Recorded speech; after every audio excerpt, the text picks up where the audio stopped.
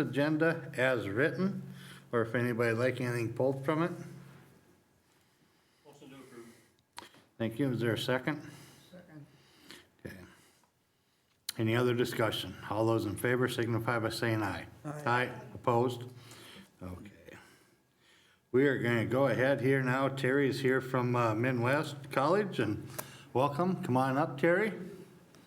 Good evening. Have a chair, and yeah. Oh.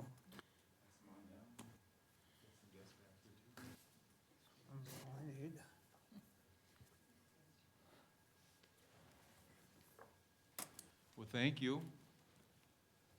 It's been a little while since I've had the opportunity to visit with you, and for some of you, you might remember maybe even 11 years ago when I had a hair and glasses when I started this job. So times have changed, but thanks. I want to provide you a brief update in regards to your community college and what's happening here in the region, but also more specifically what's happening here in Granite Falls. And I passed out a brand new brochure, and we'll go through that in just a minute. But as I'm going through this, if you have any questions, please just feel free to ask, and I'll share what I can. And if I can't get you the answer, we'll get a member of our team that can. So first of all, Terry Galswick and my wife and our now 14-year-old daughter call Worthington, Minnesota home. And if you recall, it was when we first came to the college, she was 3 years old. So we now have a spoiled one child who's a freshman in high school, and she's doing extremely well. Remember my background. I come to you as a recovering math teacher. I taught mathematics at the 2-year college level and at the university level for a number of years, but I'm also a cabinet builder and countertop builder by trade. And I was sharing with Councilman Delau. To some extent. Yeah, that I have backgrounds having worked with my dad down in Northwest Iowa and doing that type of work. So, but a little bit about Minnesota West. Just in taking a look at last year, sometimes the comprehensive nature of what we do across Southwest Minnesota gets lost because of the fact that we have 5 campuses and 2 learning centers that we work with. But last year, collectively, we served over 5,000 students across everything that we do as a community college. And those are students that would be in your typical programs. Those are students that would be in our high school relationship model. And those would be students that are in our farm business management program. But sometimes that concept of 5,000 students served by Minnesota West gets lost in context of all the locations that we have. Our enrollment last year was up about 9.9%. We were identified as the 4th fastest growing 2-year institution in the state. We came through the pandemic fairly well. So we've taken that opportunity to reinvest in programs and opportunities for our students, and we've had some success with that. If you haven't been out to the 2-year sector lately, career technical education is on fire.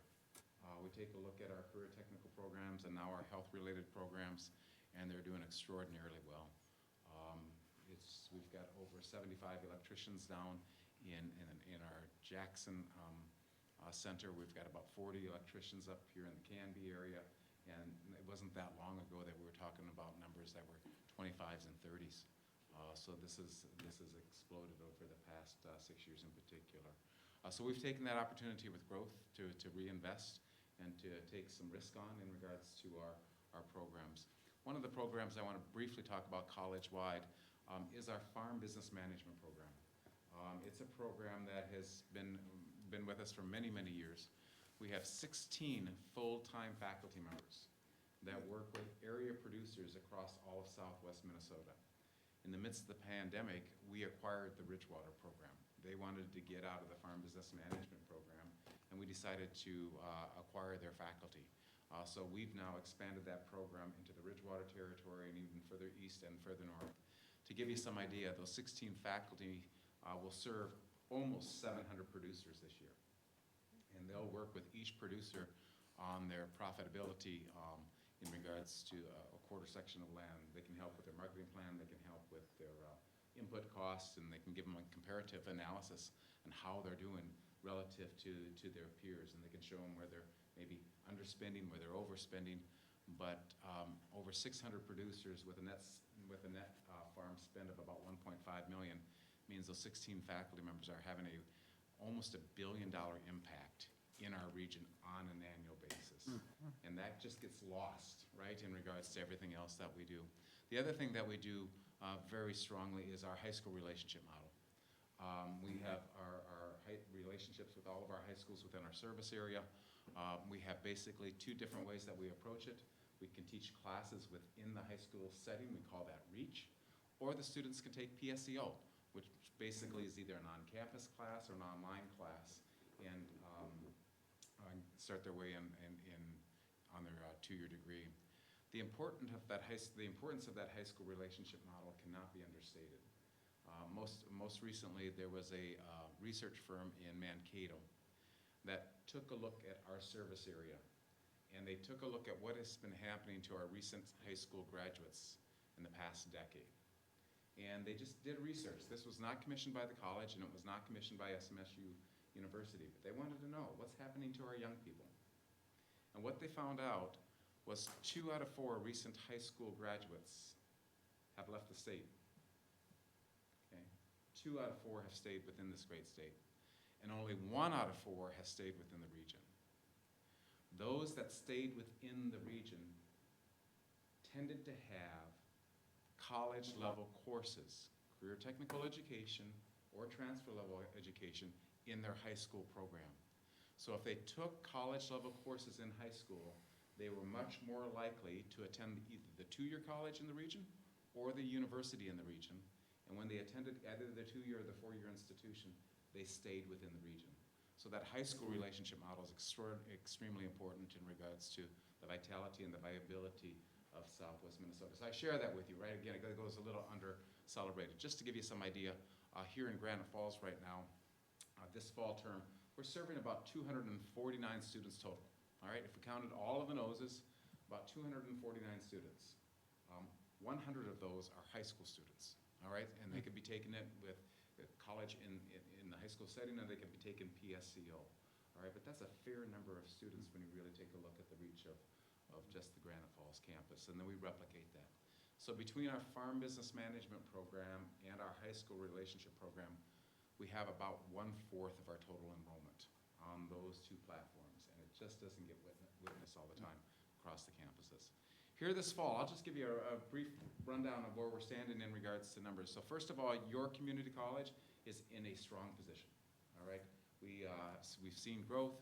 We've been able to find talent. We've been able to be aggressive on finding talent. We've been able to bring talent into all of our campuses. The college has strong financial reserves. We're a conservative organization. We don't spend money unless we need to spend money, and the money that we do spend is on our mission and purpose.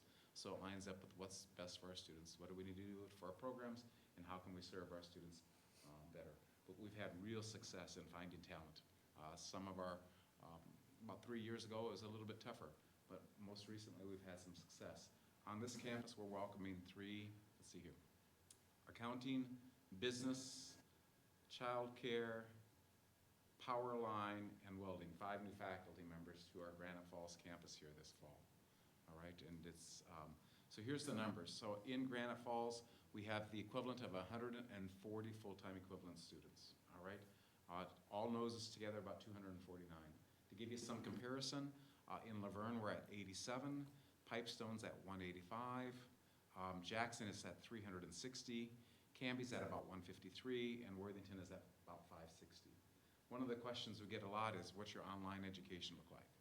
And sometimes, again, Minnesota West is viewed as primarily online. We have 130 students online. So you can see that the far majority of our students this fall are really in one of those campuses or one of those locations here in Southwest Minnesota. It's just that it's spread out over such a large area. So you might be wondering why the guy that's running the college has got just a t-shirt on tonight, right? All right, he didn't show up with a shirt and a tie, right? Well, we also been going through some rebranding. So my marketing team said, Terry, you need to wear the t-shirt when you're out and about, all right? So Terry's wearing the t-shirt, okay? And he's told to bring some t-shirts. So there's some t-shirts over there. When you leave tonight, feel free to help yourself. If we don't have your size, go talk to Lori. She'll be glad to get it. But take a look at this brochure. And this will give you some idea of all the offerings that we have across our locations. And if you take a look at Granite Falls in particular, you can see how the business programming, our early childhood and education programming, our energy programs, health, information technology, some of our management, including farm business management, and our transfer programs present here. Sometimes that gets a little under recognized. Powerline, we came up here about 4 or 5 years ago with the Powerline program, and we've had success with that. We recently added welding to the campus, having tremendous success there. We were able to secure a $1.6 million grant to advance equipment on our campus in these areas, and some of that equipment is deployed here within our Granite Falls campus. So we do need your help. We need to share the message. These programs are here. These programs are affordable. And in your mind, think about South Dakota. Is it cheaper to go to South Dakota, or is it cheaper to go to the school, to your school in Minnesota? The answer is Minnesota. All right, we've not done a good job selling the affordability of the two-year sector in Minnesota. But if you take a look at how South Dakota prices it, they have a lower tuition model, but then they bring it in on the backside of the fees.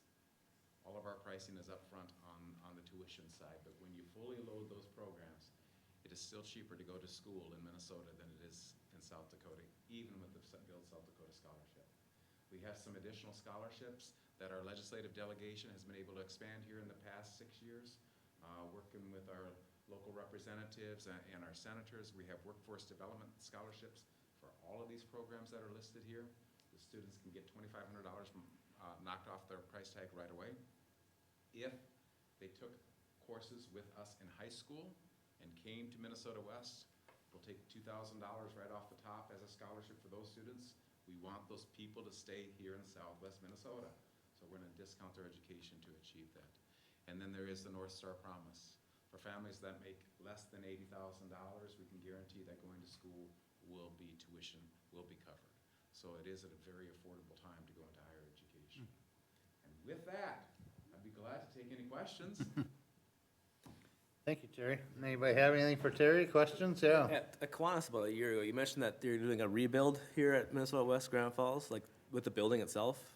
We have a bonding project that we've Okay. not been successful on. It was a Okay. remodel of yes, but the building itself, new HVAC systems, new cooling systems, power, sewer, we've invested in those types of things to keep it warm, safe, and dry, but we've not been successful in getting a $15 million capital campaign through. Okay. But your school bond referendum, that was amazing. That's my next question. Because there's gonna be like a technical aspect to that. Are you working with them hand in We will hand? be working with them, Okay. absolutely, yes. So we can certify their faculty members to teach those courses. We can then credit that, and maybe we can accelerate them or help them get a certificate along the way. We do a lot of that type of work, absolutely. Yeah. Was it $74 million? Yep. That's amazing, absolutely amazing. Congratulations. Anybody else have anything? Okay. Earlier this summer, Crystal and I were out and visited you out there and toured the campus and everything. And it's very nice. It's really changed over the years and stuff. And now that lineman class, you got that going year-round? Is that how that one runs? So we were gonna just do a climbing class here and then have the students transfer to Jackson. But we found more demand than we anticipated, so they can do the full program up here. Yeah. And we recently brought a new faculty member. His name is Aaron from Northwest Iowa Community College in Sheldon. And he had been teaching there for 25 years, extraordinarily well-respected. Took an option down there. Actually was teaching with my brother who works at Northwest Iowa Community College, so I get a little insight on what they're trying to do as they compete against us. But he's up here now. He's got the industry fully behind him. We think there's great opportunity to leverage his expertise. Yeah. Very good. You bet. Thank you for coming in. Thank Appreciate you. it, and Thank you. appreciate all you guys got going on out there, and good luck, and hope all goes well. And again, if there's other opportunity to visit here in town with any of your service organizations, or you need me back, don't be afraid to holler. All right? Thank you, Yeah, Chair. thank you. Have a good day. Yep, thanks. Okay, and Jennifer's here with the chamber. You want to come on up, Jennifer? Yeah. Hi, Pam. Hi. I came along with Absolutely. Welcome. I'm Jennifer with the Chamber and the CVB. We are gonna be doing the holiday kickoff again this year. So this will be the second year doing it now. We are wondering if we could get the road closed, from 9th to 8th, just on Prentice Street. We had it closed last year for the horse, carriage rides. And the fire truck's out there with the fire pits doing s'mores and stuff, so we're requesting that again this year. And it'll be the same weekend, so November 22nd. Okay, I know we've had a lot of excitement. It went very, very well last year. I know Jen has had it posted the last couple of weeks, and it's been shared numerous times. We had, we had a ton of people out there. We had a lot of businesses that had a very successful evening, and just a lot of people downtown. It was a wonderful night. The streets were packed, and we're really looking forward to it. I think the only thing that we have to adjust is how our free turkey bingo went. There was a lot of families that took home 3 to 4 turkeys. That will not happen again this year, I promise you. It will be 1 turkey per family. Yeah, so we will be adjusting the turkeys that go home per family this year. yeah, I would learn as we go. Lesson learned there. Yeah. What hours of the day you looking to close down that street? The event is from 3 to 6, Okay. so if we could have it, 2 maybe. Crystal, you recall that being a county road, did we have to go through the county last year on We that or we involve did, them? we did, yes, Yeah. and I'm assuming, do you reach out to the county Yeah. too? Oh, Yeah. they're- Okay. I'm assuming they're fine with it. Perfect. Okay. Yep. We'll Excellent. take the same direction that we did last year. Yeah. Yeah. Lesson learned on that one too. Well, that's how we learn. That's how we learn, right? Yeah, Learn the hard exactly. way sometimes. Yeah. Anything else? More? And then Talk about the lights. the lights, yeah. Okay. So we're thinking about doing, holiday lights out at Rice Park. Oh. Having businesses sign up to decorate trees out there and kind of turning that into like a mini holiday light experience. Kind of kick it off this year, see how it goes and kind of expand on it as the years go on. Yeah, we just thought it'd be another, we're looking at maybe having the business do the decorating. Maybe like sponsor a tree kind of to start with. You know, it's a lot of fun going to, let's say Wilmer or Marshall and kind of do like the drive-through. And we just thought it'd be kind of a neat thing to have people come into Granite Falls and do the same thing.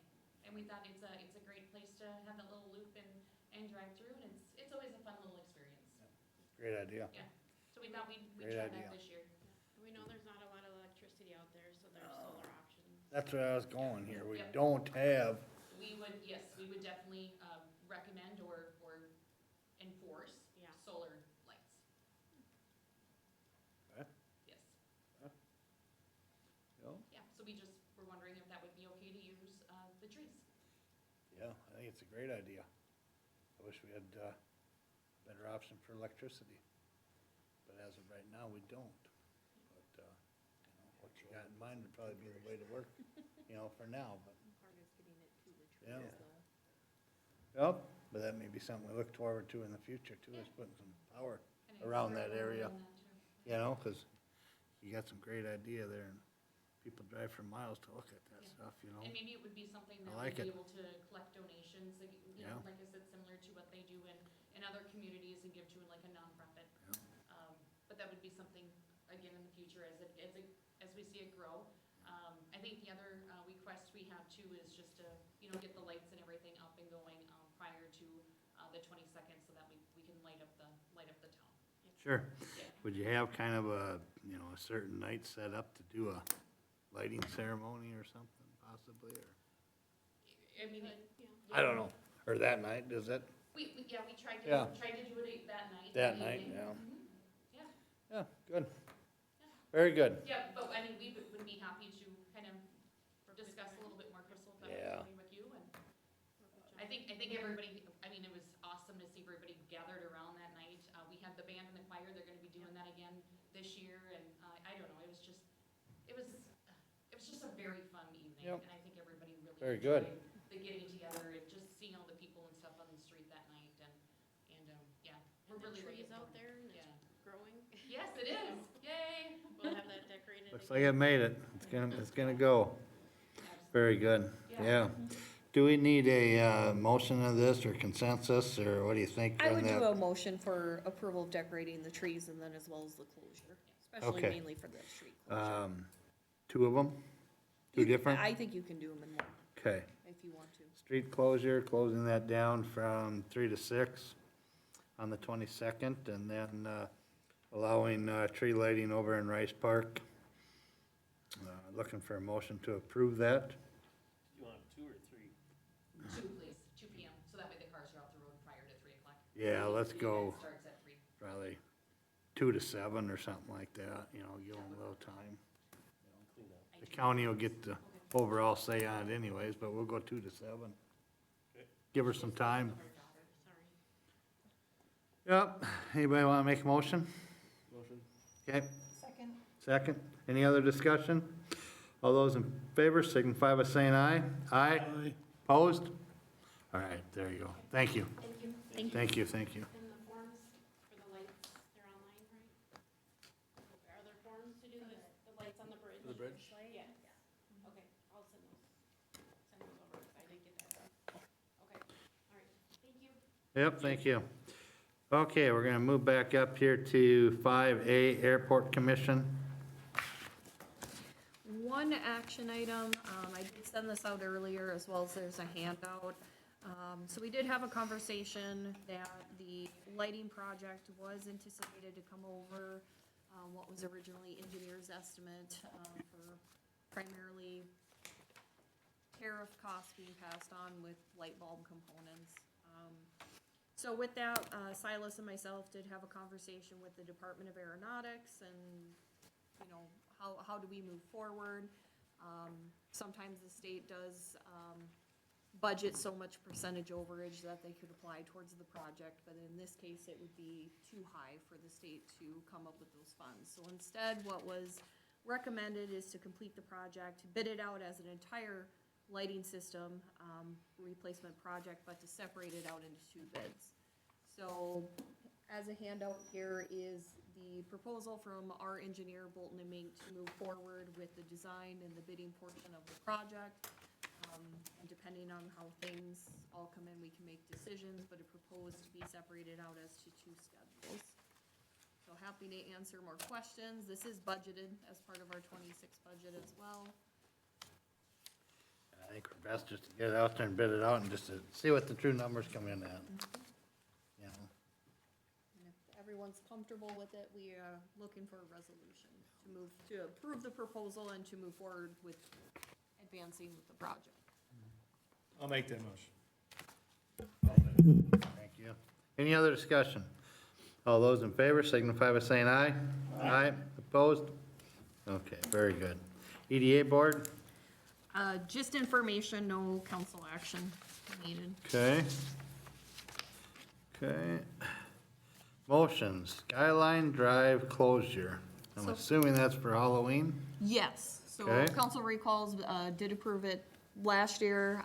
Feedback received was it went very well. Big hit, yeah. Yeah, I didn't hear any concerns. I heard lots Yeah. of compliments on that. So Very, very good. comment. recommendation, if council's comfortable, would be to approve it Okay. again. Do we need a time put on that again or anything, or? Well, yeah, last year, John just left the signs and I went and put them in place at like, I don't know, must have been like 5:30, 6 o'clock. Okay. Kinda like people get home from work and then I put them out. So, I don't know if that's Yeah. something we wanna do again. Yeah, I don't know if last year we specified a time. No, I I just- don't think so. Okay. I think Put we 'em just on, approved and- the and closure. people could go around, cause they can't, people gotta get home, but, Right, this would of course exclude the people that live Yeah. there and need to have So- access. I don't know.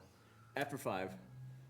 We don't need to put a time there then, probably just that Dan will take care of putting them up and Dan will take care of taking them down.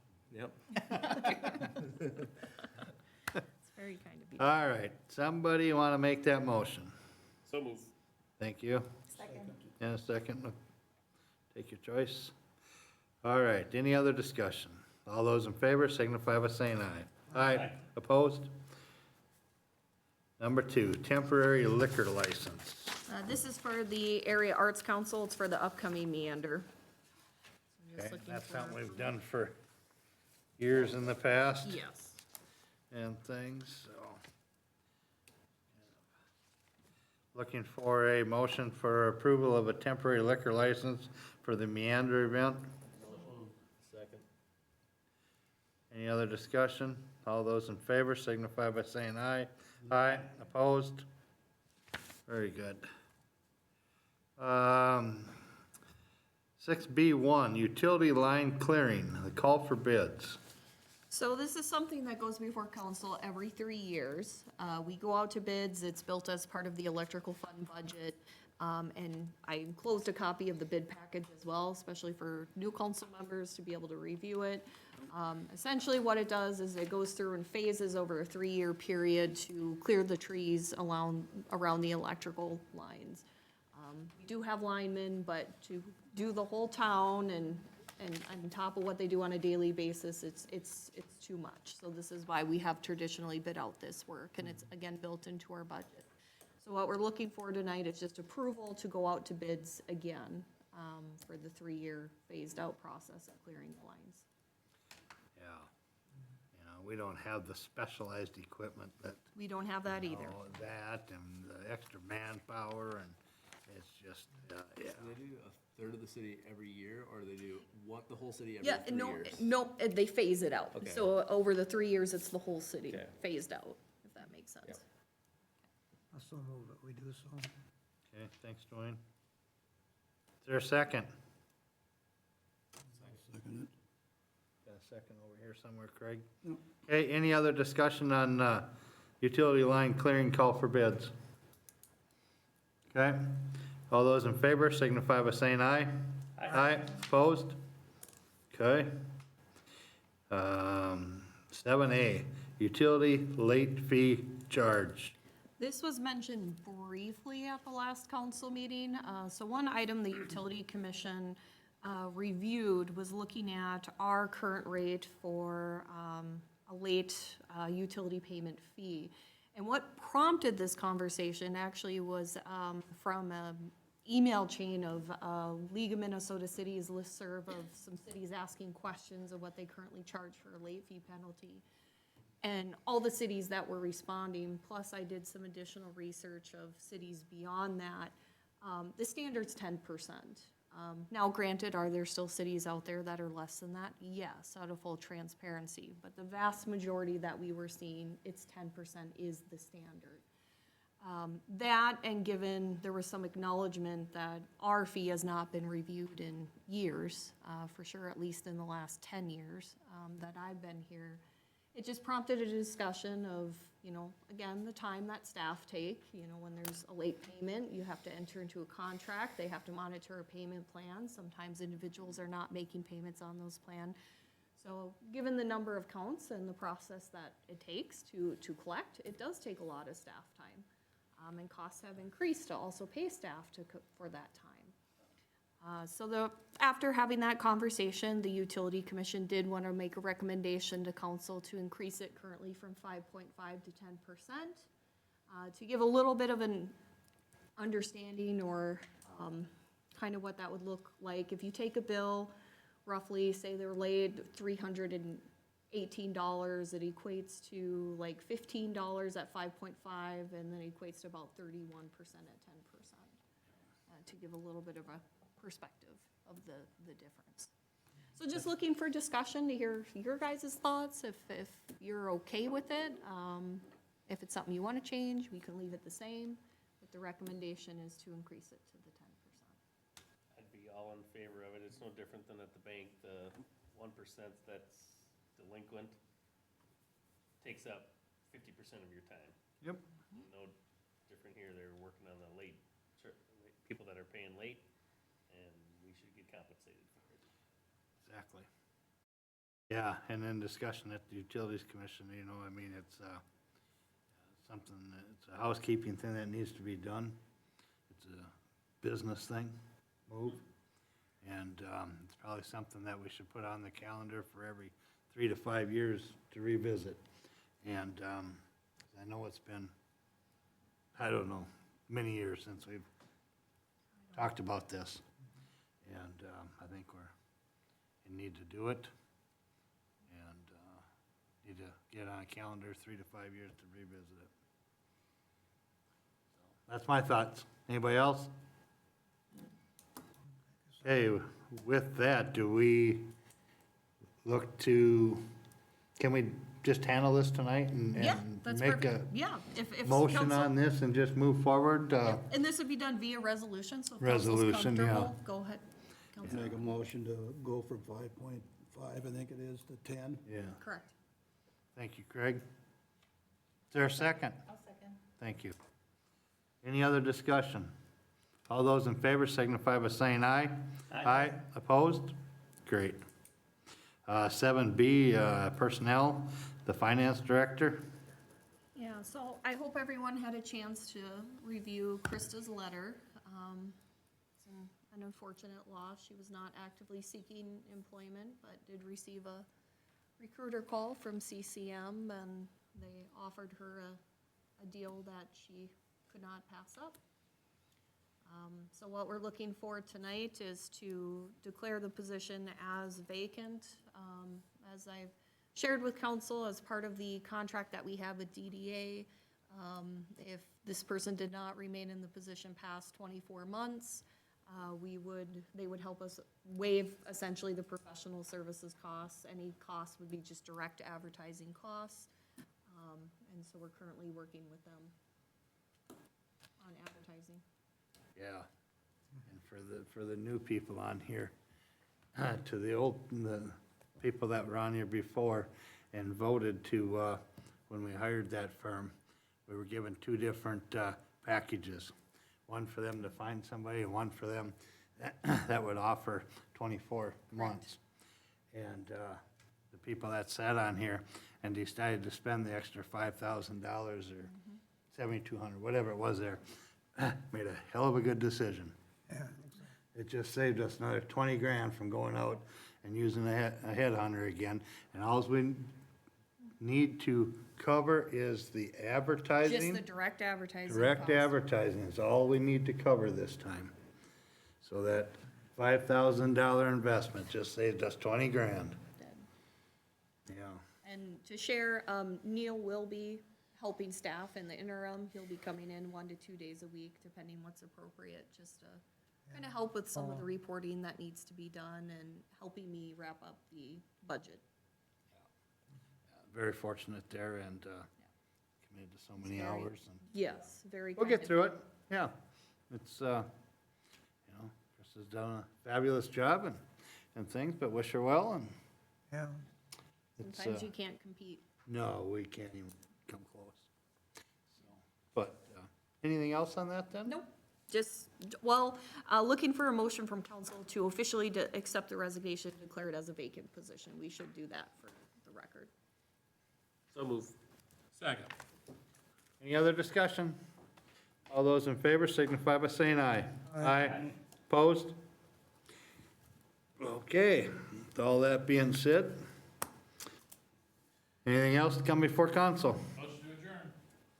Second. Second? There we go, thank you.